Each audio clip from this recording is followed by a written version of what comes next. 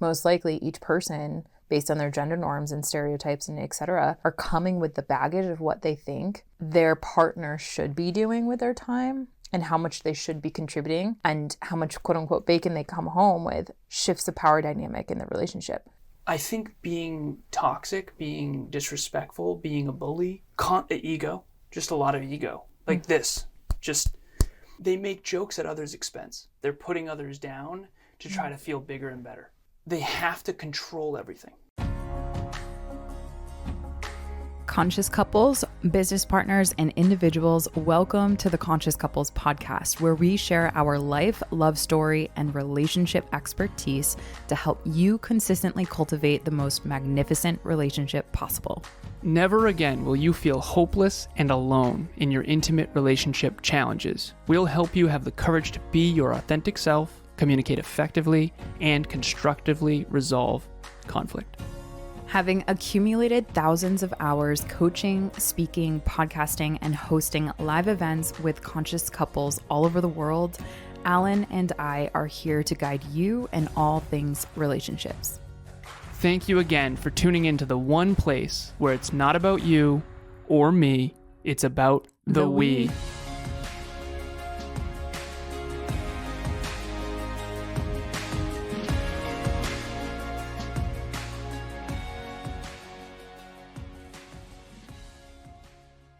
Conscious couples and individuals, welcome back to another episode of the Conscious Couples podcast, where we talk about all things relationships. For episode today, it's 204, Does Your Partner Have Low Self-Awareness? Before we jump into this episode, I want to give a huge shout out and thank you to Next Level Podcast Solutions for producing this show, and now a total of 85. We've gotten a few new clients at the end of the year here. Very excited for 2026. Let's if you're a go. podcaster, reach out. Seriously. Don't be afraid. We do what we do best. Thank you. We do what we do best so you can do what you do best. Sweetheart, ladies first, what's your intention for today's episode about self-awareness? So my intention for everyone listening to this episode is to have you or your partner, hopefully both of you, if you're listening to this, scroll away, move away from this episode, finally having some tangibility to what you might be feeling and maybe some language to understand to what degree of self-awareness do you and your partner have. So in other words, green, yellow, red. Are you on the higher end of self-awareness? That's the green zone. You want to stay there. Are you on the low end? That's the red. Okay. And you don't want to be there because there's a lot of stuff that we'll get into in the why. But you have a question for me. My spider senses are tingling that you have a question for me. We're in goofy moods today. It's the best. So, as you and I agree, and you've said this in the past, that you believe, statistically speaking, women tend to have higher self-awareness than men. Is that fair to say? It's fair to say. It's also data supported. Correct. As a woman who has dated several men prior to me, what is it like to be a woman with a man who has low self-awareness? Okay. So one of the things that as a woman in this world, you are usually taught by everything around you to accept is a partner who has low self-awareness. So it actually, the first thing that I would say to that is that becomes your, well, yeah, duh, expectation. Of course, he's going to have low self-awareness. Of course, you're going to have to learn how to teach him how to feel his own feelings, because of course, that's just the world that we live in. And so it starts off as that. And so you have this tinkering rage start to boil up inside of you. And I'm dead serious. When you date someone that has low self-awareness and you have that social, gender, societal conditioning that it is your responsibility as the partner to help your partner, and it's cloaked in this helper narrative. And I know if you're a woman listening to this, you will resonate with this for sure. But you have to help them build their self-awareness as if it is your job. And one of the things that it builds is that little tinkering of your intuition says, like, this shouldn't be my job, but yet you feel like no one else is validating that. And then over time, you realize that you know your partner better than he knows himself. And you're supposed to kind of have that as a badge of honor, because that's what a good woman does. But then you realize over time, you have actually sacrificed so much of your time, energy, and attention by focusing on what's going on inside of him and trying to help him figure out his inner world at the expense of you really understanding that this was weight that you took on that no one told you to keep at bay and have boundaries to. And so in a nutshell, and actually our last relationship talks event, Amy actually had mentioned a little bit of this, of how some of the... I remember the exact thing in the chat. Yeah. So in the chat, Amy had said you realize very quickly that you know your partner more than they know themselves, which seems really nice at first, and then eventually it feels like a giant burden. Exactly, and that's exactly what I'm articulating. And so that feminine rage, quote unquote, you can even sense it in the energy. It becomes a burden that really takes away from your life so much, and you get gaslit into this experience of, well, you shouldn't be mad at that. You shouldn't be rageful. And gaslighting yourself is essentially questioning your own reality, which is that experience that you have in your body of like, why am I trying to help this person know themselves instead of focus on anything else? Like, isn't that their responsibility? You're questioning yourself. And you're like, no. Like, that's what a good woman, a good partner, a good XYZ does. They help to bring this inner world to their man. That's what the value is. So isn't there some truth in that? There is some truth. It goes too far, right? It goes way too far. So you have a ton of female clients who have, some of them have men that are low self-awareness. One in particular I'm thinking of anonymously. What would you say to her? The first thing that I teach my female clients in this very specific arena is how important it is that it's not your responsibility. It is absolutely not your responsibility. But they're choosing to be with someone with low self-awareness. So that's on them. 100%. Yeah. Your choice to, quote unquote, burden yourself with this is your responsibility to navigate. But the boundaries to which you continue this behavior, that is entirely something that you can deviate from and actually release yourself from that, quote unquote, burden. Or you can continue down that path of misery. I just don't want to hear about it. What does this look like? So what's the difference between I'm in an intimate relationship with someone with low self-awareness, and the point of an intimate relationship is growth, which is what we believe on the Conscious Couples podcast, versus someone who is very clearly martyring themselves? One of the things that I think that is frustrating in that is you will simultaneously continue to choose being in this relationship, because being in this relationship with someone who might change in this arena is kind of better than letting go of this relationship and trying to find someone with more self-awareness. Okay, why? And here's the thing that's coming up for me. There are men out there that have high self-awareness. Who have you met that has high self-awareness from the get? That's not actually over time. You've realized that actually they have very low self-awareness and they were just mirroring you. What I would say is Kevin today. So Kevin today, my business partner, we've been together, podcasting together for 9 years. And I consider his wife, Taryn, very lucky because he has extremely high self-awareness. But we also have a podcast. We had a podcast called the Hyperconscious Podcast, Change the Way You Think, Change the Way You Act, Change the Way You Live. And we have thousands of episodes discussing self-awareness. And Kevin likes the self-awareness episodes more than I do. I like to talk about success and achievement and goals and dreams and structure and systems. He loves the inner episodes. I do too. Yin and yang, you need both. But I would say Kev is a good example of a man with high self-awareness at this stage. It makes sense why you guys are in business together, because for sure that wouldn't happen if he wasn't. Outside of Kev, is there any other man, though, that has fallen into that category and not fallen out of that category? Well, let me ask you. You have people in college.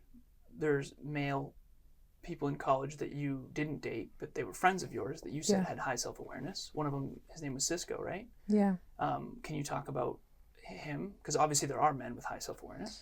There are, but again, it's a spectrum. Yeah. So there's a bell curve. And again, I want to qualify that man just so happened to have, like, he was in a wheelchair. So he was forced to have self-awareness as opposed to someone who is incredibly physically able-bodied. Yeah, of course. Right? So, like, there are men, and then there's another man, Kevin, that comes to mind who... A different Kevin who had MS comes to mind. Another friend, Frank, who came up. Okay. So there are men that do have self-awareness. Then let's talk about this. What makes them different? And I guess my question would be high level here. Uncomfortable question. What just came up is so brutal. Okay, well, here's the uncomfortable question. Those men aren't particularly... I'll share this. In high school, I was a loser. I mentioned that. I was very overlooked by the attractive, popular girls. And I remember thinking, why are you dating this asshole? Right? And he had very low self-awareness, the one I'm thinking of, but he got all the girls. And again, eventually girls grow into women and they realize that's a terrible idea. But the men that you just mentioned, I'm assuming in high school they weren't particularly good with, they weren't the popular guys, I'm assuming, right? Because the popular guys in high school tend to be the jocks who tend to have maybe lower self-awareness. And again, a lot of these are generalizations. I'm not saying there aren't jocks that have high self-awareness. Yeah. I want to hear from you, for the ladies listening, like, why are certain men high self-awareness and why don't they do better in the relationship pool? I think that's a layered question. I love the question, and it's going to require us to go deep fast. But when you were kind of contemplating a couple of those layers, the thing that came up that had all of them have in common that I said, oof, that's brutal. All of them have inherent, indisputable respect for women. Mm-hmm. Every man that I have met that doesn't have high self-awareness doesn't have that. Where does that come from? Because I know that I have that. I know that Kevin has that. Yeah. And we were both raised by two women, so we talk about not having dads, and that's definitely a part of it. Mm-hmm, mm-hmm. But I guess for anyone listening, let's talk about how do you notice if, and this is an uncomfortable conversation, but how do our listeners notice if they're with a man who doesn't have a high level of respect for women? Give me the tangible indicators. I would go to the first thing. The first thing that came to mind was how they use their time and how time is equally valued. So, for example, the tangible level of that is there an unspoken expectation that you as a woman are supposed to go do all of the things for a household? So this can go to gender norms, while your male counterpart or partner is on his video games, is watching sports, is doing the games, like doing things that are more important, but yet contribute less to the household. So one of the things, you and I had a relationship talks event where we spoke about a core belief that men and women need to hold in equitable partnership. This is the documentary Fair Play, right? Exactly. We will link in the show notes the documentary Fair Play. We highly recommend it just to raise awareness in general. Yeah. We like to spread work that we believe in. We did a Relationship Talks virtual event in 2024 built on this Fair Play idea. And the idea underneath it is heterosexual couples with male and female counterparts, the man thought he did way more and contributed way more than he really did in actuality. Yeah, continue. So that core belief that you can, it's the core belief that underpins the tangibility of this concept, which is I, in my soul and everything that I am, inherently believe that women's time is intrinsically just as valuable as my time as a man. So gender doesn't have anything to do with your belief. How do you know that I feel that way about you? I know that I do, but how do you know that I do? Mm-hmm. And again, this isn't about me. I want our listeners thinking about men in their life. What are the indicators, like the greens and the reds? One of the things that pops up in our relationship to me, that that showcases that, like, it doesn't matter, quote unquote, how much bacon I bring home, you intrinsically value me at the same level as you. And I was on a couples call that I did a couple months ago with another client, that they're out of their own patterning in their relationship. And this actually comes up a lot with partners when it comes to money. And we're going to do a relationship talks on how to align with your partner on finances, where this is going to come up, and we're going to talk about it, because most likely each person, based on their gender norms and stereotypes and et cetera, are coming with the baggage of what they think their partner should be doing with their time and how much they should be contributing, and how much, quote unquote, bacon they come home with shifts the power dynamic in the relationship. So how you know that this isn't the case, and that you're inherently respected, and that the belief is held that you two are of the same value. I'm not talking about in the marketplace, because that's where we do start to talk about extrinsic value. Yep. But inherently, our time is equally respected. It comes down to, how are you two treating each other when it comes to that time? Okay, how have I indicated to you that regardless of how much money you earn, I value you the same? Obviously, you intuitively can tell, right? Yeah, I would say that the very tangible thing is, like, you and I both, and we'll talk about this in the event, but you and I both have a spreadsheet, the we metrics, where it doesn't matter how much money I'm bringing into our household, we're still celebrating each other regardless of that. Yeah. The gratitudes every single day. Not once have you mentioned, oh, I'm so thankful that you brought in this 1,000 amount or this X amount per day. Like, that's not ever a topic of conversation in gratitudes, right? Like, so it's far more, the gratitudes are far more about what is actually of meaning. And so I think that that's the biggest element, I would say. So the reds, or the concerns of low self-awareness, is ultimately someone who is like, I brought in $500 more than you, babe. Like, where's it at? Like, that's some very basic things. I know you say that, but, like, trust me, I talk to couples, babe, and it's brutal. You know, a guy who says that should get punched. I'm right. I would judo drop right in the face. I would love to have a guy say something like that in front of me. Same. But here's the thing, he won't. Of course. Because energetically he knows he can't get away with it. Yeah, so it's such an interesting thing. To that end. Yep. Bring it back around you. You're a man with high self-awareness. And again, this isn't about, like, man hate town. Like, that's so important. But again, we are unveiling some of the stuff that we see behind the scenes, and there are stats underneath all of this. So this is not freaking news. So if someone's hurt about this episode, like, that's great. Go have that self-awareness, go cry about it, and then come to us and we can actually help you change your life. But as a man, the truth is that this needs to be talked about regardless of whether or not someone's offended. Regardless of your feelings. Yeah, but that doesn't mean your feelings aren't important. So to that end, last question to you. As a man who has high self-awareness, what do other men, or how does someone know what is low self-awareness? I think being toxic, being disrespectful, being a bully, ego, just a lot of ego. Like this, just, they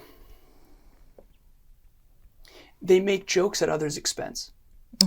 They constantly make jokes at other people's expense. They're putting others down to try to feel bigger and better. Yeah. And they have to control everything. They have to be in control. They have to be the leader in the room. They have to be clearly. It's a very primitive thing where they have to be the one. They have to be the one. It's a significance-driven thing. Yeah, I see that in languaging all the time. Yeah. And there's a big difference between me taking the stage to be effective and then me needing the stage. Mm-hmm. See, that's the difference. One of them, you take the stage to contribute. The other one, you need the stage because otherwise you don't feel comfortable within yourself and your own value. We will do another episode on this another time because we get so much. I think we should do a part 2 of this. Okay. So before we get out of here, relationship talks coaching. At very least, we are going to help you uncover the weeds in your garden and de-weed the garden because there's always weeds. There's always weeds. So low self-awareness honestly creates the weeds. Yeah. It's like perpetuating weeds in the garden. And you and I do this for a living. And we still find we have to de-weed our garden constantly. You and I, every all the week, time. check-ins, all that kind of stuff, gratitudes. So relationship talks coaching, it's probably more affordable than you think. The first one is free. At very least, reach out to us and ask us about it. The relationship talks event on money. Yeah, like I said, the link to register is in the show notes, but we're going to be talking about how to align with your partner on finances, because most couples struggle so deeply and they fight about finances. And what's at the root of that are a lot of these things that we're talking about. So we're going to make sure that you and your partner, should they join, you guys are walking away with effective systems that actually help you to be on the same team, that will reduce the amount of fights that you two have about money, and ultimately have you feeling like you two are actually on the same team about finances, which very few couples feel. If nothing else, 2026 is coming, and I've been really harping on this on all my podcasts and all the podcasts that I go on. Get around better people. Relationship Talks virtual events, Relationship Talks coaching, it's designed to get you in the orbit. You become who you're around. Surround yourself with better people with higher standards, higher self-awareness. Your whole life will transform. There's a study that was done at Harvard where they found out that 94% of your success in life comes down to your reference group, who you associate with. So other than self-belief, there's nothing more important than the people you surround yourself with. And Emilia and I will help you believe in yourself so much it's not even funny. So reach out to us. Everything will be in the show notes. Check out Fair Play as well. Anything you want to say before we go? No. Okay. Part 2. We will do one. As always, it's not about you or me. It's about the we. The we. And we will talk to you next time. Bye, everyone. Thanks for joining us for another episode of the Conscious Couples podcast. We love connecting with the Conscious Couples community, so please check the show notes to connect with us and say hello on social media. If you and your partner resonated with this episode, please leave us a 5-star review at the link in the show notes and share this with someone you love. Until next time, it's not about you or me, it's about the we. We'll talk to you next time.